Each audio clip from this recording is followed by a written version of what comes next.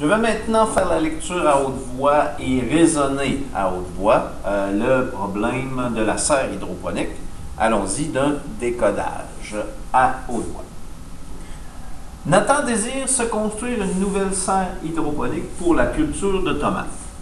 L'implantation de la serre rectangulaire, donc rectangulaire, sur son terrain est représentée dans le plan cartésien ci-dessous, dans lequel les coordonnées sont mesurées en mètres. Donc, ici, ce qui est représenté, c'est ma serre rectangulaire. C'est un rectangle.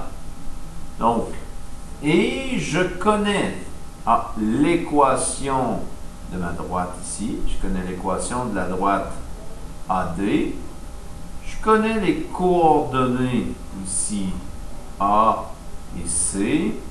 Je ne connais pas les coordonnées du point D. Je ne connais pas les coordonnées du point B. Sachant que la construction de cette serre coûtera 11,50 $ du mètre carré, combien coûtera le projet? Alors, si je veux savoir le coût, je devrais connaître les mètres carrés, donc l'aire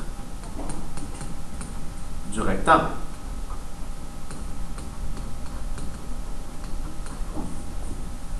Maintenant, si je veux connaître l'aire du rectangle, c'est la base fois la hauteur.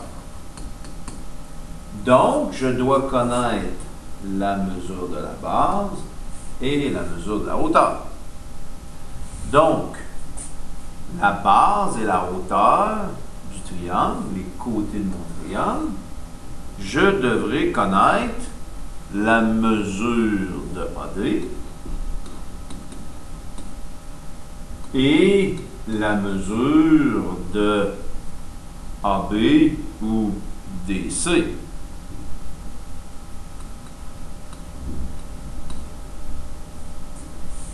Maintenant, qu'est-ce qui me permet de trouver ces mesures? Une longueur, donc j'aurai besoin de connaître la distance. Donc on a vu que dans notre résumé ici, je peux connaître la longueur d'un segment en utilisant la formule de la distance.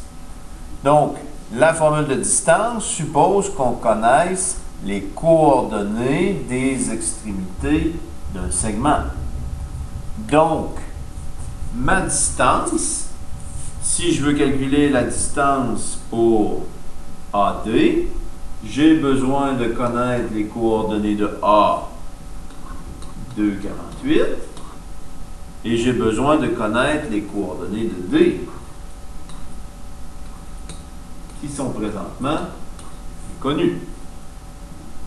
J'aurai besoin aussi de connaître pour DC, j'aurai besoin de connaître aussi les coordonnées de C. Ça va. J'ai le point, moins 13, 8, moins 13. Donc, je dois essayer de trouver les coordonnées de D. Maintenant, D, ce point-là, D, il est situé où, D? D est à l'intersection de AD et DC. Donc, le point D qui est ici se retrouve à l'intersection des deux droites.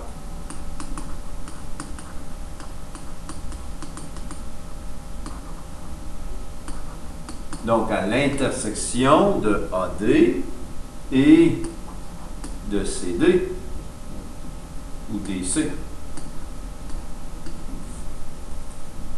Qui dit intersection dit système d'équations.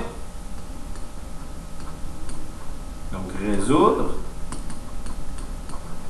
un système d'équations.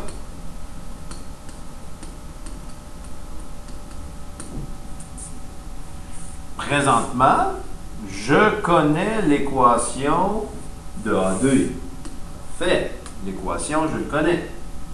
Mais je ne connais pas l'équation de DC.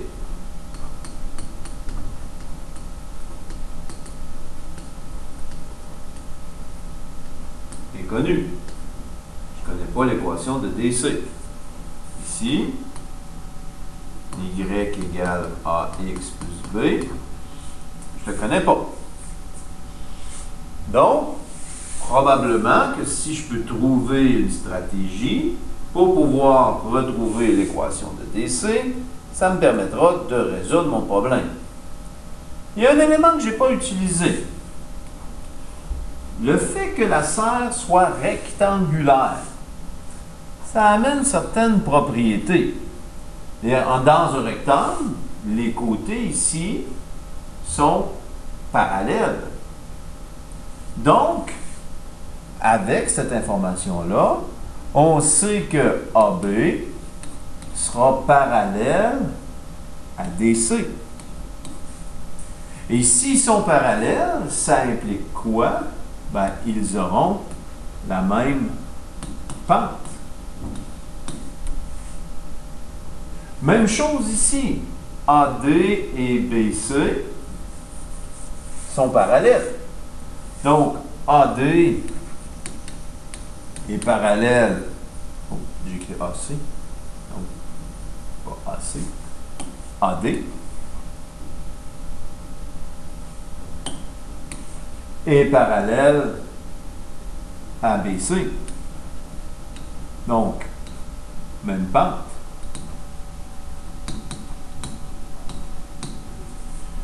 Donc, côté parallèle, même pente, ça peut être un élément intéressant. Et le fait qu'il soit perpendiculaire aussi. Donc, dans un triangle, on a des angles droits ici aux quatre coins. Donc, AD est perpendiculaire à DC. Donc, si AD est perpendiculaire à DC, bon, on sait quoi? On sait que quand je prends le produit de leur pente, A1 fois A2, il faut que ça me donne moins 1. Oh! Je connais la pente de AD, ici, et je ne connais pas la pente de DC, mais je pourrais la déduire. Okay. Et je connais un point. Connaissant la pente éventuellement, et connaissant un point, je pourrais probablement retrouver l'équation de DC. Donc, voici un élément qu'on peut utiliser. Il existe d'autres propriétés, les mêmes propriétés ici. Donc, le produit de la pente de DC et de AD donne moins 1, mais il y a d'autres éléments qui sont perpendiculaires. On pourrait aussi dire que AB est perpendiculaire. AB est perpendiculaire à AD. Oh. AB est perpendiculaire à AD. J'ai écrit AD, AC, j'ai dit AD, j'ai écrit AC. Donc, AB perpendiculaire à AD. Et on a aussi l'autre perpendiculaire ici. DC est perpendiculaire à CB.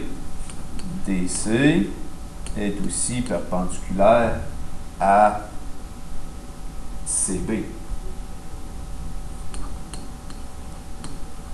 Donc, puisqu'ils sont perpendiculaires, on a la même chose, le même élément. Le produit de leur pente donne moins 1. Donc, à partir de là, donc, si on travaille à retrouver l'équation ici, à partir de la pente, à partir du point, on pourra former le système d'équations, trouver éventuellement l'intersection, retrouver D et refaire nos distances pour pouvoir calculer l'aire de notre rectangle et ainsi établir le coût.